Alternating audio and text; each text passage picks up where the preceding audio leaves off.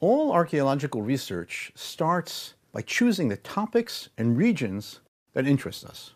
Then, if we want to excavate a site, we choose the site based on information from historical sources, field surveys, or chance discoveries. And only then does the actual process of the study of the site begin. Often, a surface survey at the site is first conducted to collect the ancient finds that are on the surface. This provides a rough idea of the time periods and cultures present at the site. In addition, remote sensing methods can be used, such as aerial photography, ground-penetrating radar, magnetometry, and LiDAR scanning. All of these help to plan where the actual excavations will be conducted.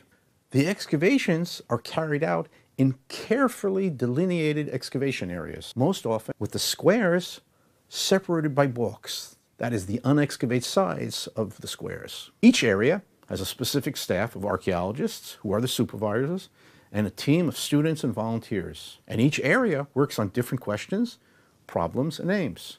Large tools are used to break surface and to move large amounts of sediments. Most of the digging is conducted by hand, whether with large tools such as picks and hoes, or smaller tools such as dental tools, fine brushes, and toothpicks. All types of finds are collected. The most common artifacts are ceramic, which are very durable over time. Other types of finds include stone, bone, ivory, and metal objects, as well as various types of organic remains. Very often, a broad range of researchers work together in this field. This will include experts in various types of archaeological finds and analyses. An important aspect of the excavation is the tight spatial control of the excavation process. This includes writing down a description of the process of the excavations and what was found, marking the location of finds using total station laser location finders and differential GPS instruments, making accurate lists of all the finds, taking photographs, both terrestrial and aerial, 3D scans of the finds in the field, and drawing sections of the layers and features seen in the balks of the squares that were excavated. The work is at times so meticulous that for an outside observer, field archaeology may seem an activity of a group of people with obsessive-compulsive disorder. At the end of the excavation day, the excavation squares are covered over, and the team goes back to the field office. Along with them, they bring all the finds that were excavated that day, all packed in specific ways depending on the type of find. Back at the camp, the various finds are dealt with in various manners. The pottery buckets from the day are filled with water and left to soak overnight. Next day, the team members wash the pottery, which is then placed for drying. And then, trying to identify the types of pottery that were found, which helps us understand the contexts that are being excavated. Other finds are dealt with as well.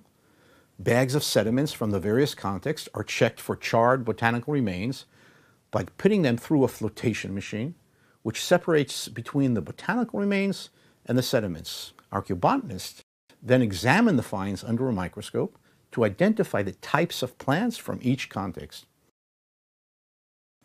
Other bags of sediments go through picking, in which micro-artifacts are carefully separated from the sediments. The bones from each contact are brought back and carefully washed and dried, and then the archaeozoologists identify them.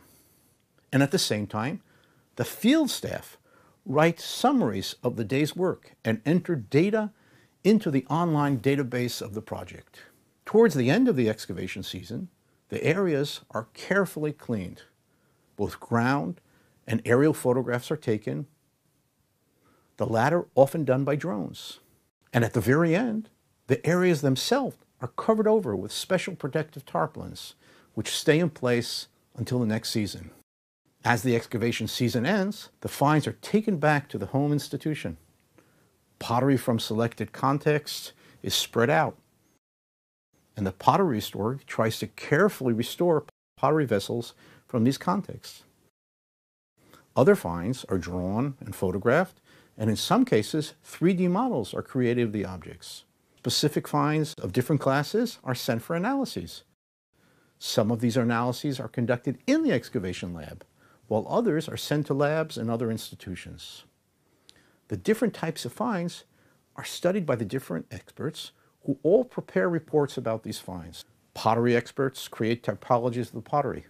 The zooarchaeologists closely study the faunal remains, identifying which species are represented and what was done with them. And in some cases, DNA and isotopic studies can be conducted on the faunal remains, providing additional information. The archaeobotanists analyze the botanical remains, identifying plant species found in the excavation context.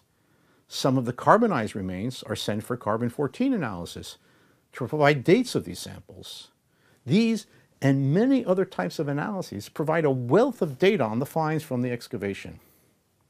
And this is what we do here at the very end, is take the materials and try to turn them into a synthetic view of the past based on the finds, based on the analyses, and based on the insights that we have from all this weaving it together. In comparison to the results and the publications from other excavations, other studies conducted at sites both in Israel and in the surrounding areas. The stage of writing is as crucial a stage as any of the other parts from the excavation onwards. And it's not an easy stage, but it's something that has to be done. And the truth is, I actually enjoy writing, and it's our moral duty to the public, because the public funds our excavations to publish the results. And then in the summer, we are once again back in the field with the team to keep on discovering more fascinating remains. Dig we must.